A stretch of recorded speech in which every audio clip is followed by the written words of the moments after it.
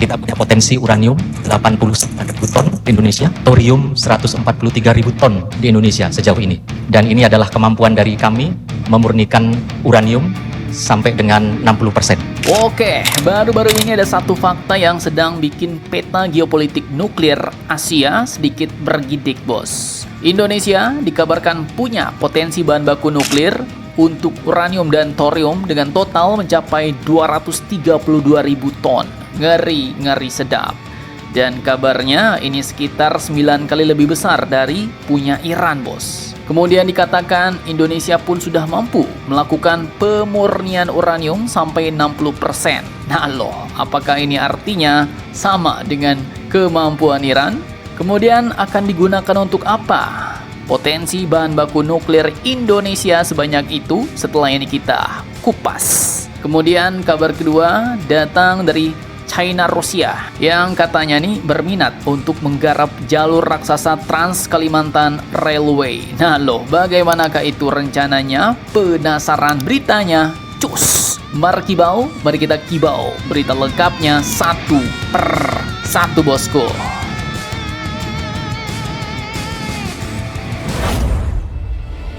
Oke, yang pertama soal bahan baku nuklir Indonesia. Jadi, pada Kamis 6 Agustus 2026 kemarin, di Istana Kepresidenan Jakarta, para peneliti BRIN memaparkan teknologi nuklir langsung kepada Pak Prabowo, bos. Dan salah satu angka yang muncul benar-benar mencolok nih. Pasalnya untuk bahan baku nuklir Indonesia pun disebut memiliki potensi uranium sekitar 89.000 ton. Ditambah thorium sekitar 143.000 ton. Jadi totalnya adalah sekitar 232.000 ton. Jumlah yang cukup ngeri sedap. Sebagai pembanding dari sumber berita berikut disebut bahwa sumber daya uranium negara Iran itu hanya sekitar 9.900 ton. Artinya ya, secara angka potensi yang disampaikan BRIN tadi, uranium Indonesia ini terlihat sekitar 9 kali lebih besar, bos, daripada angka sumber daya uranium Iran. Nah loh, makanya ya, jangan ribut-ribut soal nuklir kita. Tapi tunggu dulu, bos. Sebenarnya ya, cara membandingkannya nggak sesimpel itu.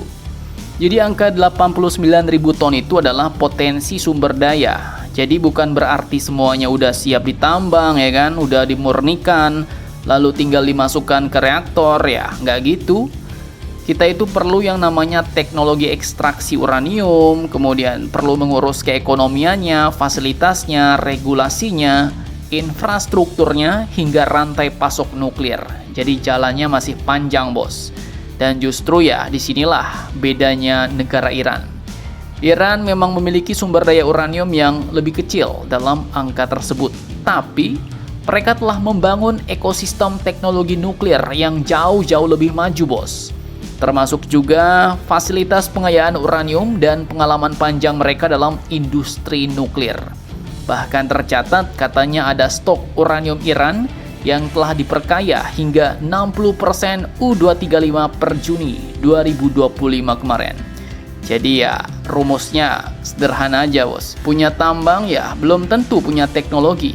Punya potensi bahan baku ya belum tentu punya industrinya ya kan. Tapi teknologi dan industrinya itu yang penting, bos.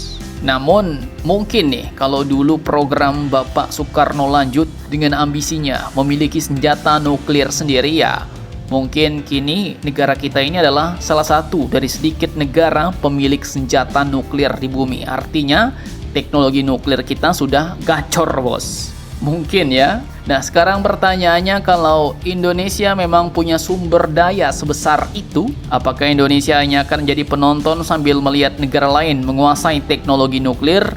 Atau jangan-jangan Indonesia sebenarnya juga sedang menyiapkan sesuatu yang lebih serius? Apakah itu? Simak videonya sampai habis, bos.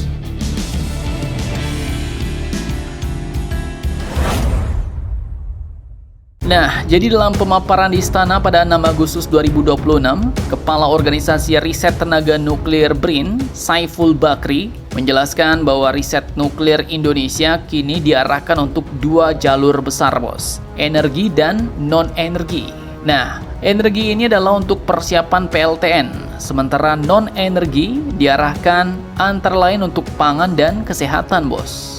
Namun, ada bagian yang paling bikin telinga kita berdiri nih, adalah ketika Bapak Saiful menyebut BRIN memiliki kemampuan untuk memurnikan uranium hingga 60%. Nah, menariknya, saat hendak melanjutkan penjelasan, ia mematikan mikrofon, disuruh Pak Prabowo sehingga detail teknis lanjutan tidak terdengar, bos. Namun jangan ketar-ketir dulu ya kan. Ini beda kemampuannya dengan Iran, bos.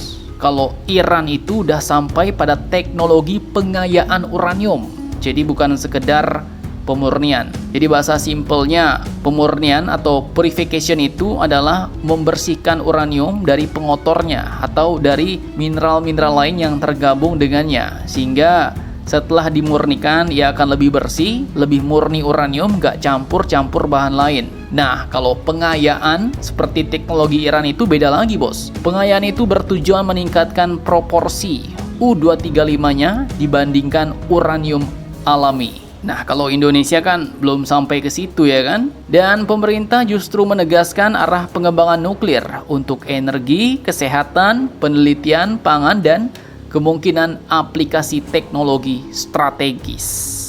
Teknologi strategis apa itu? Admin pun belum tahu.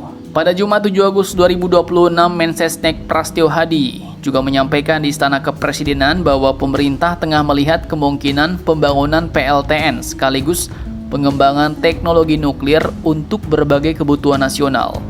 Kepala BRIN, Bapak Arief Satria, juga menegaskan teknologi nuklir dan antariksa dikembangkan sebagai pengungkit kedaulatan energi, kesehatan, pangan, hingga pengawasan wilayah, bos. Jadi target besarnya jelas nih, Indonesia jangan cuma jadi pembeli teknologi doang, tapi harus menjadi pemilik teknologinya. Jadi 89.000 ton uranium itu dan 143.000 thorium itu bukan akhir cerita, bos. Justru pertanyaannya baru dimulai. Kalau sumber dayanya besar dan kemampuan teknologi kita Indonesia terus berkembang, maka ya seberapa jauh negara kita akan melangkah di era nuklir ini? Nah, kalau kalian rakyat Indonesia maunya negara kita ini melangkah sampai sejauh mana nih untuk teknologi nuklir? Silahkan kalian cocor-pacor di kolom komentar.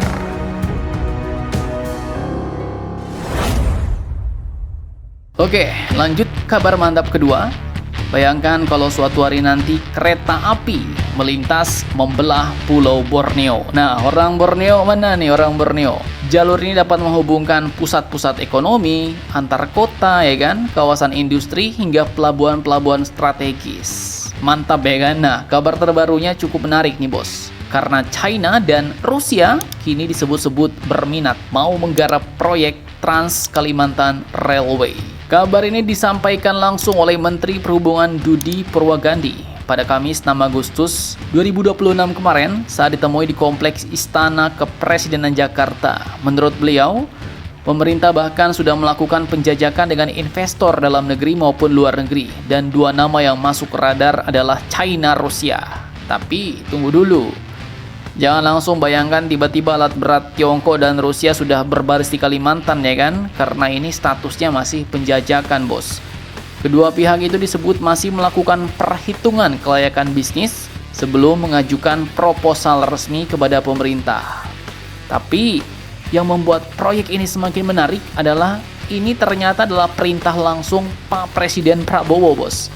Saat meresmikan revitalisasi stasiun Semarang Tawang, Jawa Tengah pada Kamis 30 Juli 2026. Beliau, Pak Prabowo, meminta PT KAI bersama Kementerian Perhubungan untuk mengembangkan jaringan Trans Sumatera Railway, kemudian dilanjutkan dengan Trans Kalimantan Railway. Bahkan Pak Prabowo mengatakan kalau memungkinkan keduanya bisa dimulai bersamaan. Nah, tapi berbeda dengan Sumatera yang sebagian jaringan relnya udah tersedia, bos. Kalau di Kalimantan ini, Trans Kalimantan harus banyak dibangun dari awal nih, dari nol. Apalagi lahannya banyak lahan gambut ya kan? Nah, disinilah pertarungan menarik dimulai. Tiongkok memang punya pengalaman membangun jaringan kereta dalam skala raksasa. Tapi Rusia juga punya pengalaman panjang di bidang perkereta-apian dan logistik. Dan pertanyaannya sekarang bukan lagi sekadar siapa yang tertarik ya kan, melainkan siapa nih yang berani menyodorkan proposal terbaiknya, membawa modal terbesar, kualitas terbaik, dan benar-benar siap membangun tulang punggung transportasi di Pulau Borneo, Indonesia. Karena ya dalam proyek sebesar ini mengatakan kami berminat itu ya gampang bos.